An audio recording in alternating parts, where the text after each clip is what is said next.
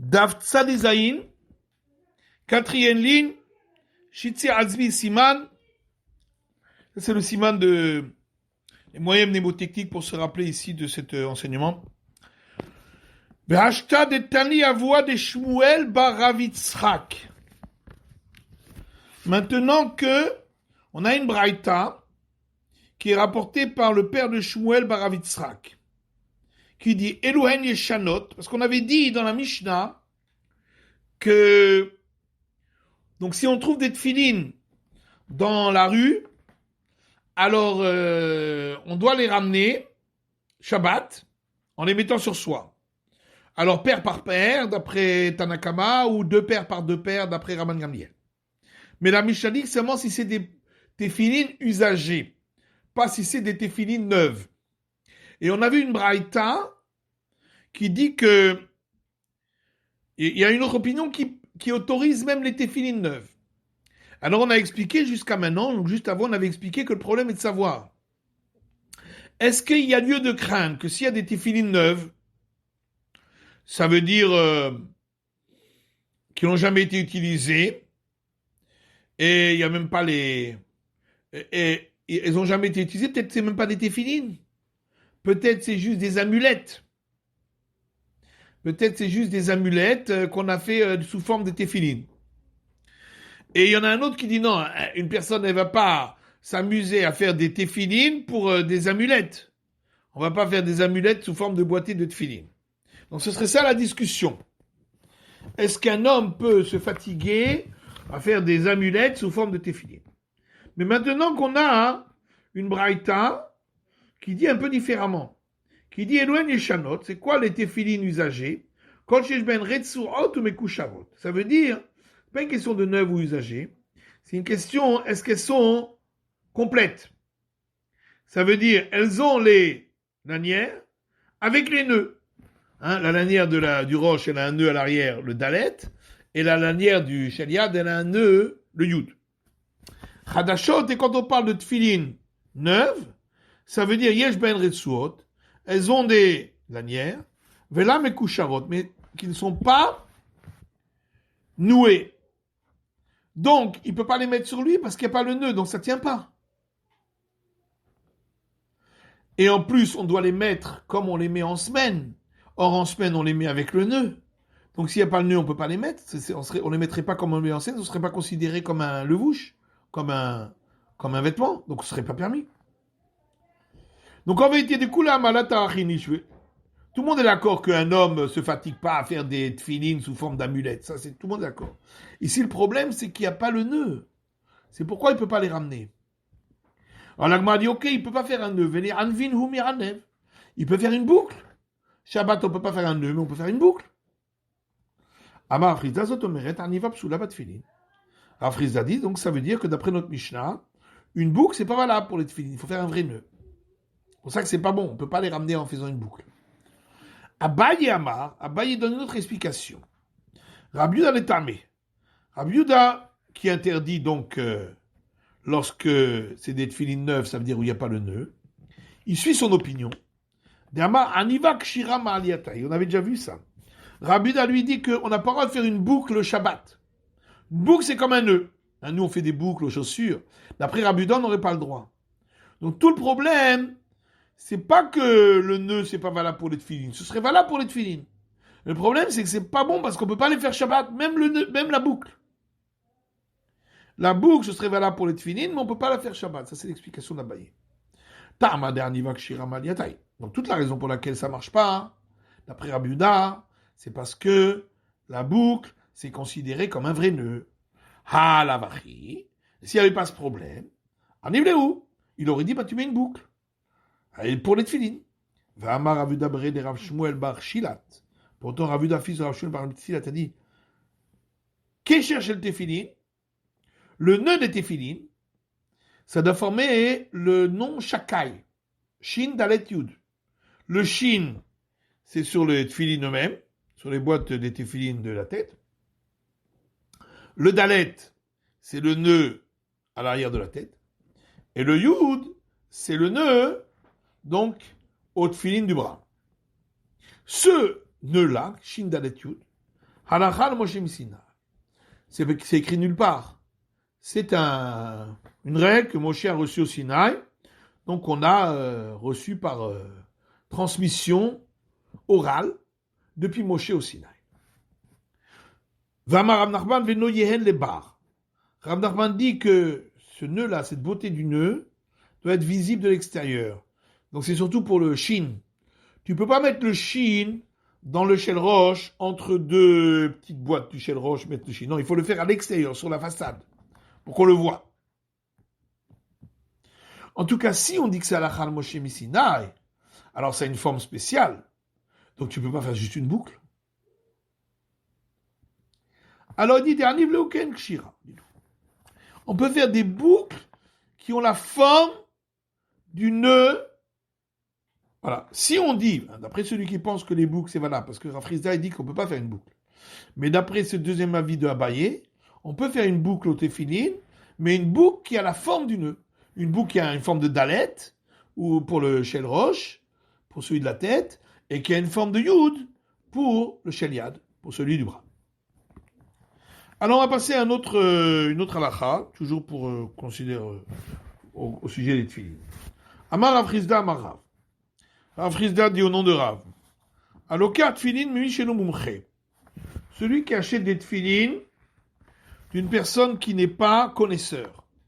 Alors, il ne sait pas, j'achète des tefilin, pas connaisseur. Peut-être que les tefilin qu'il me vend, c'est pas des tefilin, ou c'est mal écrit, ou j'en sais rien. Bodek shtaim shel yad vechad shel rosh. Donc s'il a acheté tout un lot, alors il vérifiera 2 tefilin à mettre sur le bras et 1 à mettre sur la tête. Donc ça fait 3. 3 c'est une chazaka. Si les 3 sont bons, le reste est bon aussi. O shtaim shel rosh vechad shel yad. Ou on peut faire 2 de la tête et 1 du bras. Alors l'agman iman avshar, de 2 choses une. Maintenant, si cette personne-là qui lui a vendu ces tefilin, ce lot de tefilin, il l'a acheté lui-même d'une seule personne qui les a écrites.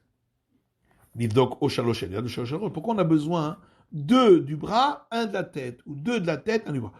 Il faut vérifier 3 pour être sûr que celui qui les a écrits, c'était un connaisseur. Bon alors, 3 du bras ou 3 de la tête. Imitre tata gavrizavin. Et si c'est possible qu'il a acheté ce lot-là de plusieurs sofrim, à ce moment-là, il faudrait vérifier chaque tefilin un par un, parce que même s'ils sont bons, peut-être qu'ils ont été écrits par l'un, mais celui-là a été écrit par un autre. Léolam echad gavrazavin, on répond qu'effectivement, il les a achetés d'une seule personne qui les a écrites, ou par des mitmaché besheled ou beshel rosh. Seulement, les tefilin du bras et les tefilin de la tête, c'est pas fait exactement pareil, c'est pas... ceux de la tête, c'est 4 parchemins, ceux du bras, c'est 1 parchemin, c'est pas mis de la même manière, etc. C'est pas fait exactement, c'est pas confectionné de la même manière. Donc, il faut que la personne qui les a écrites, il faut qu'on soit sûr qu'elle soit connaisseur et des tefilin du bras et des tefilin de la tête. C'est pourquoi dans les 3 qu'on va vérifier, il faut qu'il y ait au moins 1 du bras ou 1 de la tête. Ini, est-ce bien ainsi? Vatani Rabba bar Shmuel, pourtant Rabba bar Shmuel dit, Bitfilin bodek shalosh shel yad veshel rosh. Rabba bar Shmuel dit, dans les tefilin, il vérifie 3 du bras et 3 de la tête. Maïlav, o shalosh shel yad, o shalosh shel rosh. Donc ça veut dire, ou bien 3 du bras ou 3 de la tête. Mais on n'a pas demandé qu'il y ait certains du bras et certains de la tête. L'Agma dit, lo, shalosh mehen shel yad, mehen shel rosh. Il faut en vérifier 3. Et parmi ces 3, certains du bras et d'autres de la tête. C'est ça que ça veut dire. Donc, en fin de compte, quand on achète, si on sait que ça a été écrit par le même sofer, toutes, il faut vérifier 3, dont dans les 3, il faut au moins 1 du bras ou 1 de la tête. Et 1 de la tête. D'accord? Ah, mais il y a une autre braïta de Rav Kana qui dit que pour être fini, il vérifie 2 du bras et de la tête. Donc, on ne demande pas 3, on demande 2. Hameni Rebi. L'Agma dit ça, c'est Rebi. D'Amabi 13, il y avait Chazaka. Il y a une machloquette. Combien il faut pour une présomption? Rabban Shimon Gamiel dit il faut 3. Mais Rebi dit il suffit de 2. Donc ça va comme Rebi. Pour ça, tu vérifies 2, ça suffit. Un du bras, un de la tête. Irebi. Si c'est Rebi, Emasefa, Vechem mitzvot hashini, Vechem mitzvot hashlishi. La suite de la braïta dit, de même pour le deuxième lot, de même pour le troisième lot. S'il y a plusieurs lots, il faut vérifier chaque fois 2. Irebi shishimi itle. D'après Rebi, pourquoi tu dois vérifier le troisième lot? Puisque pour lui, il y a une présomption au bout de 2. Alors tu vérifies le deuxième, c'est tout. Tu as une présomption pour tous les lots. Alors l'agma dit, modé Rebi mitzvatim. Non. Rebi est d'accord quand c'est des lots. Si c'est plusieurs lots, donc sûrement ça a été acheté à plusieurs personnes. Et donc il faut vérifier chaque lot, parce que si tu as vérifié un lot ou 2, ça ne veut pas dire que le troisième il est bon. Le troisième il vient d'une autre personne qui est écrit par un autre sophère. Peut-être l'autre sophère il ne sait pas. Il ne connaît pas un vrai connaisseur. Ah ben si c'est comme ça, pourquoi 3? Alors même 4, même 5? Tous les lots il faut vérifier. La Gemara dit effectivement, il faudra vérifier chaque lot. Il faudra en prendre 2, d'après Rébi, de chaque lot. Vaï des katani shlishi, pourquoi on parle de troisième et on n'a pas parlé de quatrième et cinquième? La poukem et chazake. C'est juste pour nous dire qu'ici, on ne suit pas la chazaka, la présomption au bout de 2. Là, on a fait le revivre Hamishi. C'est pour ça qu'on demande un troisième, en vérité, on demande même quatrième, cinquième, sixième. Chaque lot doit être vérifié. Alors, je continue. Donc, dans la Mishnah, on nous a dit Metzan Tzvatim Okrichot. S'il a trouvé dans la rue le Shabbat des Tfilin, mais un peu comme on a vu avant, sous forme de lot. Alors, des grands lots, c'est-à-dire, il y en a beaucoup. Hein. C'est pas un petit peu de Tfilin, c'est tout un amoncellement. Ou des Tzvatim ou des Krichot. Donc, on va voir, qu'est-ce que c'est Tzvatim, qu'est-ce que c'est Krichot. Maï Tzvatim ou Maï Krichot. Qu'est-ce que c'est les Tzvatim? Donc, c'est des lots attachés. Et Krichot, c'est des lots enroulés. Amar Rav Yehuda Amar Rav, hen tzvatim, hen krichot. Rav Yehuda dit Rav, c'est pareil. Attaché, enroulé, c'est pareil. C'est des lots. Tzvatim zouzé. Tzvatim, ça veut dire que les téphilines sont attachés les uns aux autres par paire. Il y a beaucoup de paires de téphilines qui sont attachés par paire. Krichot, et c'est quoi les krichot? Des krichan tuva. C'est beaucoup de téphilines, mais ils ne sont pas attachés par paire. Ils sont juste enroulés les uns avec les autres. Tous enroulés les uns contre les autres. Donc c'est des gros lots. Alors qu'est-ce qu'on fait quand on trouve un gros lot de tefilin dans la rue? Marchich alehen ou mevia. On reste à côté jusqu'à ce qu'il fasse nuit, jusqu'à ce que la nuit tombe, que Shabbat sorte, et à ce moment-là, on les ramène tous à l'endroit où ils seront gardés. Ve'amai, et pourquoi? Les raïdinu zoukzouk. Pourquoi on ne dit pas comme avant? Tu les ramènes paire par paire. Shabbat. Amar Rav Yitzhak Beret de Rav Yehuda. Rav Yitzhak dit, le fils de Rav Yehuda dit, le dinim efarshalim minim de Abba. Moi, j'ai entendu l'explication de mon père. Kol shilu machlisan zouk vekalot kolem shkeat hachamam. Dans tous les cas où s'il les ramenait paire par paire, il terminerait avant le coucher du soleil, ça veut dire avant la sortie du Shabbat. Machlisan zouk, il les ramène paire par paire.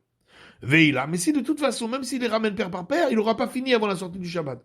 Donc de toute façon, il va falloir les porter après Shabbat. À ce moment-là, il vaut mieux qu'il reste et qu'il ramène le tout après la sortie du Shabbat. Marchich alehen, il reste à côté d'eux jusqu'à la tombée de la nuit, ou Mevian, et il les ramène. Et alors, même si c'est le matin, s'il les trouve le matin, il va rester jusqu'à la nuit. Si on a tellement qu'il ne pourrait pas les ramener dans un endroit gardé en les prenant paire par paire, il doit rester là-bas jusqu'à la tombée de la nuit pour les garder. Maintenant, s'il y a un danger, il les couvre et il s'en va. La Gemara dit, pourtant il y a une braïta qui ne dit pas comme ça. Mais sakana, s'il y a un danger, s'il y a un danger, il les transporte par petits segments de moins de 4 coudées. C'est-à-dire, il marche un peu moins de 4 coudées, il s'arrête, il fait une pause pour se reposer, il repart moins de 4 coudées, etc., etc. Donc la Braïta dit pas comme la Mishnah. Amarav la Kashia. Rav dit c'est pas une question. Ça dépend de quel danger il s'agit. Mais c'est Kanat Nochi ou Ravet Gilulim. Dans un cas, il parle d'un danger des non-juifs qui ont interdit aux juifs de porter les tefillin. Donc, ni il peut les porter, ni il peut rester à côté parce qu'ils vont dire tu gardes les tefillin, c'est pour les mettre. Donc il risque d'être puni par les non-juifs. Donc, c'est pourquoi il les couvre et il s'en va. Dans l'autre cas, c'est qu'un l'istime. C'est un danger, pas pour lui, c'est un danger pour les tfilines.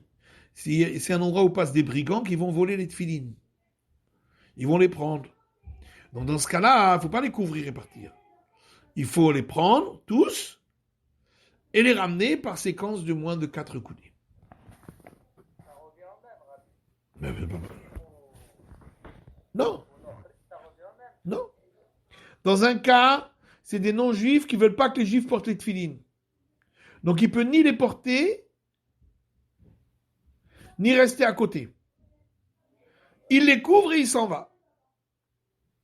Il les couvre et il s'en va.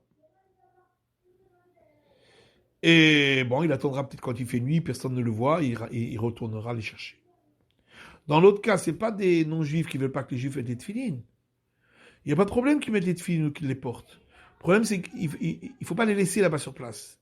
Il ne faut pas les ramener paire par paire et les laisser sur place. Parce que le temps que tu t'en vas, il y a des voleurs qui vont venir les voler. Là, c'est une crainte de voleurs.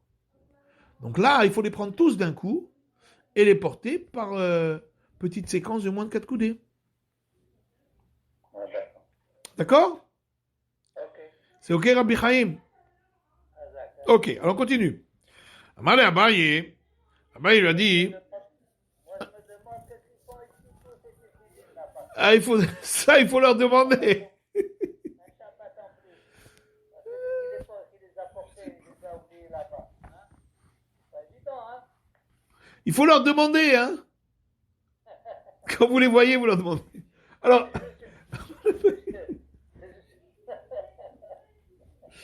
Amalé Abaye lui a demandé, Malukimta, les matiti. Il a dit à Rav, comment t'as expliqué la Mishnah? Besakana Dovet Gilulim. On parle, donc dans la Mishnah, qu'il y avait une sakana, un danger, à cause des idolâtres qui voulaient empêcher les Juifs de mettre les tefilines, donc il ne peut pas ni les mettre sur lui, ni les garder. C'est pour ça qu'il les couvre. Et Masefa, alors regardons la suite de la Mishnah. Rabbi Shimon Omer Notan Lachavero Vechavero Lachavero. Rabbi Shimon il dit là-dessus qu'il prend les tefilines, il les donne à son ami, donc il marche moins de 4 coudées, il les donne à son ami, qui lui marche moins de 4 coudées, etc., etc. Une kol sheken d'Afshamilta, au contraire. Si tu fais ça avec plusieurs juifs, les goyim ils vont se rendre compte qu'il y a quelque chose ils vont dire, c'est bizarre ça. Ils vont regarder ce que c'est. Ils vont voir qu'ils portent des tefilines. Ils vont dire, ah, vous portez les tefilines, les juifs. Et hop, ils vont les mettre en prison. Je ne comprends pas la vie de Rabbi Shimon, on ne comprend pas. S'il s'agit de sakana des non-juifs qui ne veulent pas que les juifs portent les tefilines. Alors la Gemara dit Chassour et Mirsera. Effectivement, il manque un petit morceau dans la Mishnah. Barikatani, voilà comment il faut dire la Mishnah.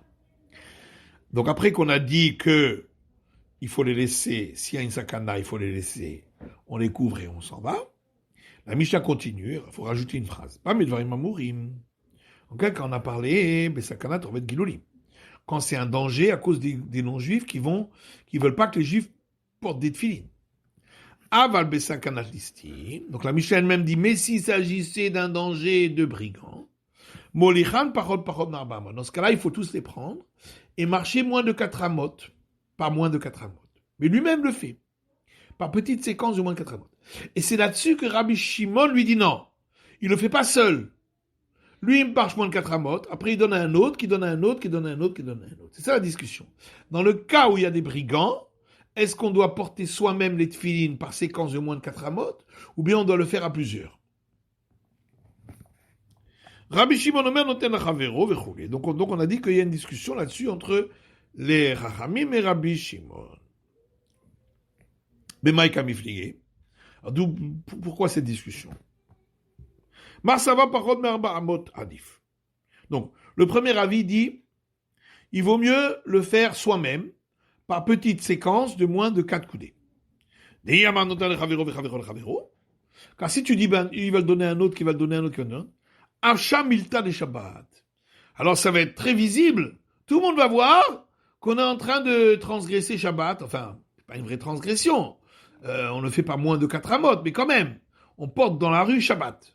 Et ça va être visible de tous, on préfère faire ça discrètement. Si déjà, il faut faire des choses un peu borderline, comme on dit, alors il faut le faire discrètement. Omar Savar, alors que Rabbi Shimon lui dit non. Notan Havero Adif. Il vaut mieux ne pas le faire seul et le faire chaque fois par quelqu'un d'autre. Parce que si on dit que lui, il le fait seul par séquence de moins de 4 coudées, Zimni de la Badarte, comme il doit faire une longue distance, à un moment, il va oublier, va-t-il la tuer un barba de Shutarabim. Et il va marcher 4 coudées dans le domaine public, il va faire un Issod d'Oraïta. C'est pour ça qu'il vaut mieux le faire par plusieurs personnes. Vechet Beno. La Mishnah dit pareil si c'est son fils. C'est quoi l'histoire du fils? Beno Maïbayatam. Qu'est-ce que son fils il fait là-bas dans les champs? Il faut le transporter. Debe Menachetana. Il y a une braïta de du Beth Midrash de Ménaché. Besheyal Dato Imo Basade. La mère, elle était dans les champs et elle a donné naissance comme ça. Il y a un accouchement très rapide là. Ça arrive des fois, la mère elle accouche dans le taxi ou je sais pas. Là, elle a accouché dans les champs. Et donc maintenant, on va pas laisser le gosse dans les champs. Shabbat, comment on fait? Alors on le transporte. D'après Rachamim, par moins de 4 coudées. Et d'après Rabbi Shimon, chacun donne à l'autre. Maya Philo en Mea, qu'est-ce que ça veut dire même s'ils sont 100? Ça c'est marqué même s'ils sont 100. Qu'est-ce qu'on a besoin de dire même s'ils sont 100? D'ailleurs, regardez Kachale Yada. Bien que c'est mauvais pour un enfant. Il soit porté de main à main. Ils peuvent lui donner un virus. Afilo Aki Adifa. C'est quand même mieux qu'il passe de main à main, d'après Rabbi Shimon, plutôt que ce soit la même personne qui le porte par petite section de moins de 4 amotes et qui risquerait de le porter sur plus de 4 amotes. Rabbi, là on a le droit d'appeler le Magen David, hein? Alors, on peut appeler Magen David s'il y a un danger, mais là, il peut le faire sans danger. Il fait ça tranquille, hein. Ah, on peut faire par un goy. S'il y a un goy, on peut lui demander de faire. Il n'y a pas de goyim. Il n'y a que des juifs. S'il y a une vraie sakana, je ne parle pas, mais là, quand il n'y a pas une vraie sakana, le gosse il est en forme, tout ça, tout va bien. Seulement, il est là à l'extérieur de la ville. Alors, il faut le ramener en ville. Alors, on le ramène par petites séquences de moins de 4 coudées. Même quand, je veux dire, si tu peux ne pas transgresser Shabbat, il faut le faire. Si effectivement, là, s'il y a une urgence, il faut le ramener très vite, il peut attraper froid ou j'en sais rien, là, on va foncer, on va pas faire attention. Là, je parle qu'il est bien, il fait pas trop froid, il fait bon, il fait doux, il est bien emmitouflé, le gosse, il risque rien.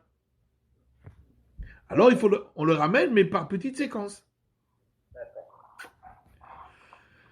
Rabbi Daomer noten Adam Havit. Rabbi Daomer, il va plus loin, il dit qu'on peut même transporter un tonneau d'eau par petites séquences de moins de 4 coudées, s'il y a besoin, et il le donne à l'autre, qui le donne à l'autre, qui le donne à l'autre. Et même le faire dépasser le troum. D'après Rabbi Uda.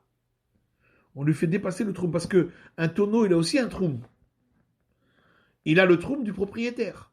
On peut pas ici, on fait dépasser, s'il y a besoin, le troum du propriétaire. Alors que Rachamim disent non, on ne peut pas. Alors la Gemara dit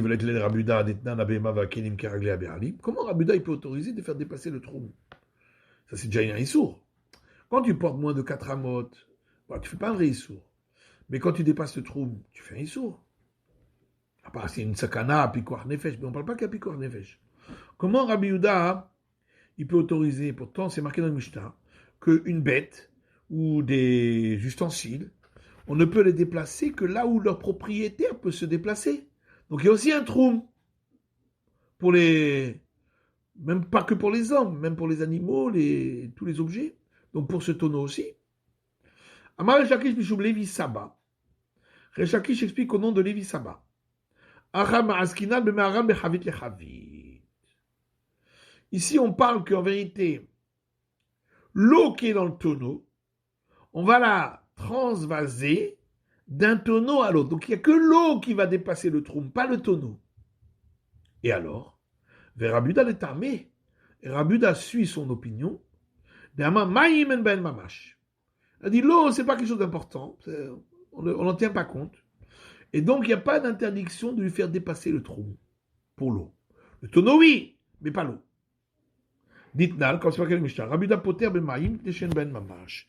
Rabuda, il dispense de vérifier que l'eau ne dépasse pas le trou, parce que l'eau, on n'en tient pas compte, c'est pas consistant.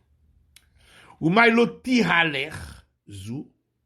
Alors, qu'est-ce que ça veut dire quand les Chachamim disent qu'il ne peut pas lui faire dépasser le trou? L'eau yaler mizou chez bezou. Il ne peut pas faire dépasser le trou de ce qui est dans le tonneau, ça veut dire l'eau. Yoter meraglé abéalim, puisque c'est pas le tonneau qu'on peut pas dépasser le trou. Ça, même Rabuda est d'accord. C'est l'eau qui est dans le tonneau. Rabuda autorisé. Chachamim disent, ça aussi, on n'a pas le droit de le faire dépasser plus loin que là où les propriétaires ont le droit de porter. L'Agmar a dit, non, ça va pas, ça, cette réponse. Quand on a dit que d'après Rabuda, on ne tient pas compte de la distance du trou pour l'eau. Ça, c'est de l'eau qui est absorbée dans une pâte. Et la pâte, elle appartient à M. Rouven, la farine, et l'eau à Shimon. Alors on dit, on ne regarde pas le trou de Shimon, parce que l'eau, on ne la regarde plus, parce que de toute façon, elle est complètement... elle est absorbée dans la farine, on ne la voit plus. Mais si on voit l'eau, elle est comme à l'origine. Alors ici, c'est de l'eau, c'est de la vraie eau dans le tonneau. Misha Matlé, est-ce que tu as entendu une fois que Rabuda a dit qu'on n'en tient pas compte? Ashtabikdera, ma Rabuda le Matlé. Même quand l'eau, elle est dans une casserole, donc elle est dans un jus, c'est plus de l'eau d'origine, c'est de l'eau mélangée avec le reste. Même dans ce cas-là, Rabuda dit, on n'annule pas l'eau. Il faut regarder l'endroit où l'eau on peut la déplacer. Be'inai ou batlé. Ici où l'eau, elle est comme à son origine, est-ce qu'on va dire qu'elle est annulée? Des Tania, on a vu dans le Brata. Rabuda omer maïm omen arbetelin berissa. Rabuda dit, l'eau et le sel sont annulés dans une pâte, ven betelin bigdera. Mais ils ne sont pas annulés dans une casserole, mais rotvar, parce qu'il y a encore le jus. Donc l'eau, on en tient compte de l'eau. Qu'est-ce que tu racontes? Et là, Marava, c'est pourquoi Rava donne une autre réponse.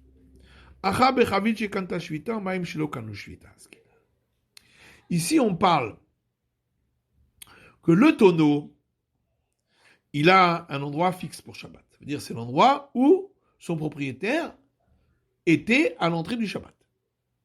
Mais l'eau, on n'a pas fixé un endroit. Pourquoi? Parce que l'eau à l'entrée du Shabbat, elle était dans une rivière. Elle coulait. Et on a dit que les eaux qui coulent, y a pas, à l'entrée du Shabbat, elles n'ont pas acquis un endroit, puisqu'elles coulent. Et après, pendant Shabbat, on l'a puisé de la rivière, on l'a mis dans un tonneau. Cette eau-là, elle n'a donc pas de trou, parce qu'elle n'a pas acquis un endroit. Donc on peut la déplacer là où on veut. Et le chidouche de Rabbi Yehuda, des batla havit les gabemai, que le tonneau, puisque c'est le récipient, c'est lui qui contient l'eau. Mais qu'est-ce qui est plus important? C'est l'eau, puisque le tonneau n'est là que pour contenir l'eau. Donc il est secondaire, accessoire par rapport à l'eau, et donc il prend le digne de l'eau. De la même manière que l'eau, on peut lui faire dépasser le troum parce qu'elle n'a pas de troum, de même le tonneau non plus. Il aura le même digne que l'eau. C'est ça le chidouche de Rabuda. Qui est nan. Et on a vu ça ailleurs. Une Mishnah qui dit Amotzi achai bimita. Celui qui porte un vivant. Si on porte un vivant, on porte un homme vivant, on n'est pas chayav, minatora. Pourquoi? Parce que le vivant, il se porte lui-même aussi. Et maintenant, si on le porte dans un lit, le lit ne se porte pas lui-même. Ben, patura falamita. On est dispensé du korban, sacrifice, même pour le lit. Bien que le lit, c'est inerte, c'est pas un vivant. Mishamita te fait la l'eau. Parce que le lit, il est tafel, il est accessoire au bonhomme. Donc tu vois bien que le contenant est accessoire au contenu.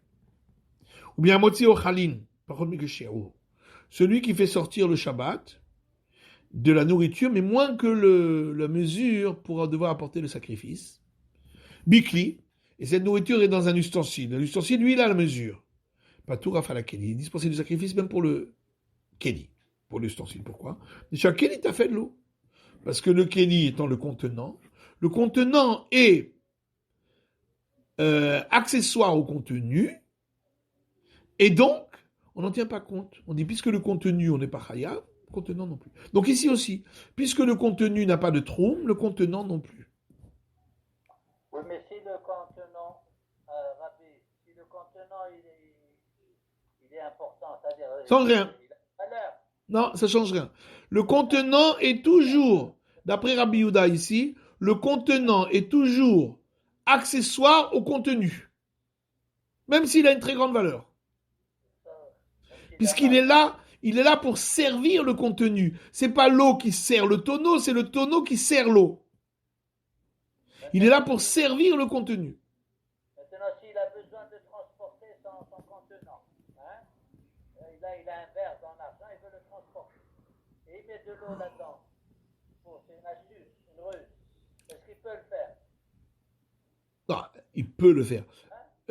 D'après Rabbi Yehuda, le contenant est toujours accessoire au contenu. Toujours. C'est le contenant qui l'intéresse, pas Mais le contenu. on ne regarde pas ça. Ok. Motif Rav Yosef. Rav Yosef objecte. C'est marqué dans une braïta. Rabbi Yehuda Omer B'Shayara. Quand il s'agit d'une caravane qui a bivouaqué quelque part Shabbat, Noten Adam Chavit Lechavero Vechavero Lechavero. Alors un homme peut transporter un tonneau, donner un autre, etc. Bisharin, Shlo Bishairalo. Donc ça veut dire que c'est seulement pour une caravane qui passe Shabbat quelque part. Et là, il y a certains qui n'ont pas d'eau. C'est là qu'on a permis, mais pas Stam. Or, dans notre Mishnah, c'est marqué dans tous les cas. Notre Mishnah n'a pas dit Shayara. Dans la Braïta, c'est marqué Shayara. Et là, Rav Yosef, c'est pourquoi Rav Yosef explique. Kitna nami bantitin b'Shayara. Rav Yosef dit, notre Mishnah aussi, on ne permet que pour une caravane. Parce qu'il y a des gens qui n'ont pas d'eau. Parce que comme ça, ils sont arrivés Shabbat quelque part, ils sont bloqués, ils n'ont peut-être pas d'eau. C'est que là qu'on a permis. Effectivement. D'après Rabbi Yehuda. Abaye donne notre explication. Il dit que ça dépend. S'il s'agit d'une caravane, on permet même dans le cas du tonneau qui a fixé un endroit pour Shabbat, et l'eau aussi. On est mekil de dépasser le troum parce que c'est un cas un peu de force majeure, parce que c'est une caravane et il y a des gens qui n'ont pas d'eau. Chez l'eau, mais s'il ne s'agit pas de groupe, de caravane, comme dans le cas de notre Mishnah, on ne permet que si le tonneau, lui, a fixé un endroit, mais pas l'eau. Et donc, le tonneau est accessoire à l'eau, et donc, on peut le déplacer avec l'eau. Ravashi donne encore une autre explication. Ici, il s'agit d'un tonneau qui n'a pas de propriétaire, et d'une eau qui n'a pas de propriétaire. Et donc, d'après Rabbi Yehuda, quelque chose qui n'a pas de propriétaire n'a pas de troum, puisque le troum, c'est par rapport au propriétaire. Mais comme il n'a pas de propriétaire, donc tu peux lui faire dépasser le troum. Ou Madame Rouleau, alors qui sont les Chachamim qui lui ont dit donc le contraire. Ça c'est Rabbi Yochanan ben Nouri. Ça c'est Rabbi Yochanan ben Nouri, qui dit que même les objets qui appartiennent à personne, ils ont aussi acquis un endroit spécifique pour le Shabbat, c'est l'endroit où ils étaient à l'entrée du Shabbat. C'est pour ça, lui, il dit que on ne peut pas déplacer plus que le trou. Alors, qu'est-ce que ça veut dire? On ne peut pas la déplacer plus que les pieds des propriétaires, puisqu'on dit qu'il n'y a pas de propriétaire. Alors, comment tu expliques la Mishnah? Pourquoi Rabbi Yochanan Nouri dit tu ne peux pas déplacer plus que le propriétaire pourrait se déplacer? Mais il n'y a pas de propriétaire ici. Ça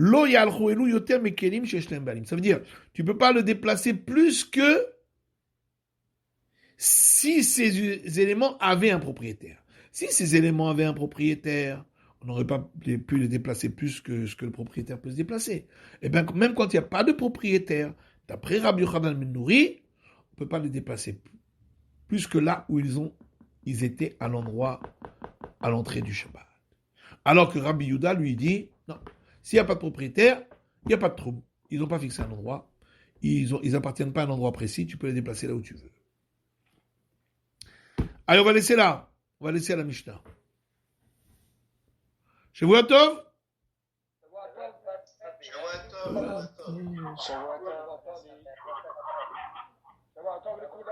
Shavua Tov.